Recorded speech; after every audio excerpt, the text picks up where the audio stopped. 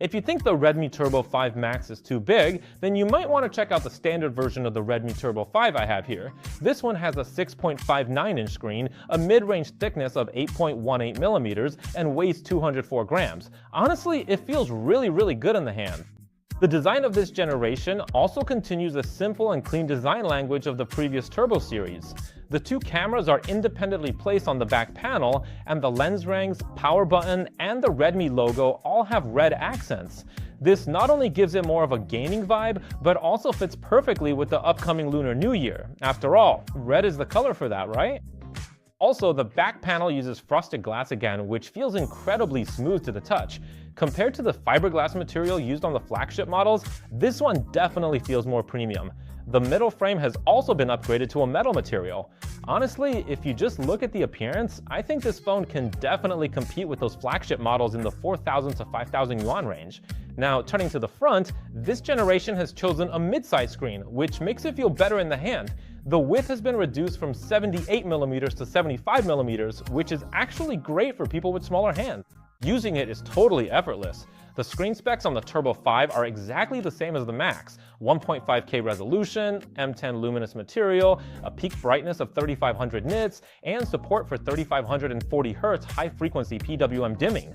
Plus, this screen has been color calibrated at both 100 nits and 600 nits brightness levels, which means no matter what brightness you set it to, this screen can always deliver accurate colors.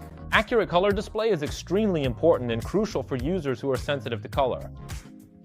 As for the standard version, the Turbo 5 is equipped with MediaTek's latest Dimensity 8500 Ultra processor built on a 4nm process. It features 8 A725 high-performance cores in a full big-core architecture, making it the most powerful processor in the 8000 series right now.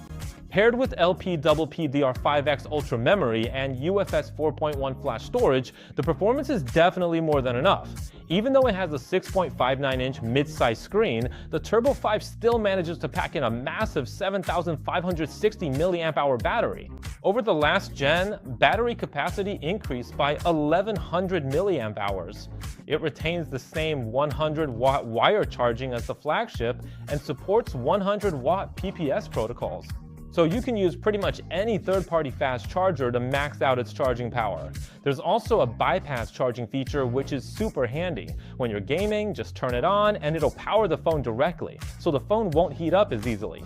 Definitely an optimized feature for a better experience. Oh, and if you want to use this device as a backup phone, it can even double as a power bank. With its huge battery, it supports up to 27 watts of reverse charging.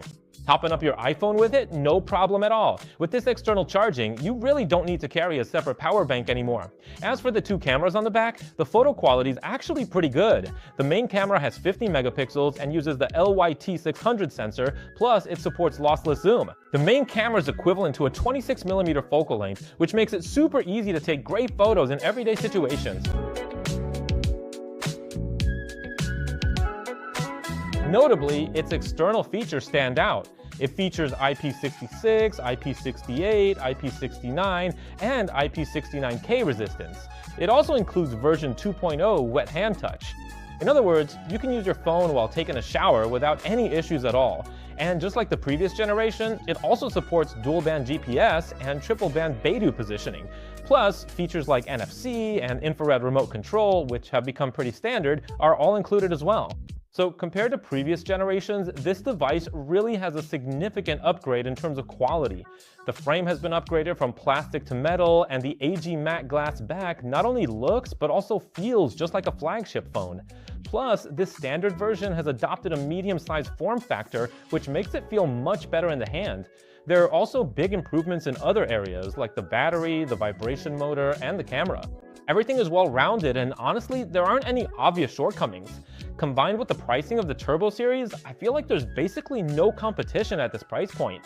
So if you're thinking about getting a new phone for your elders during the new year, I truly believe this would be a really great choice.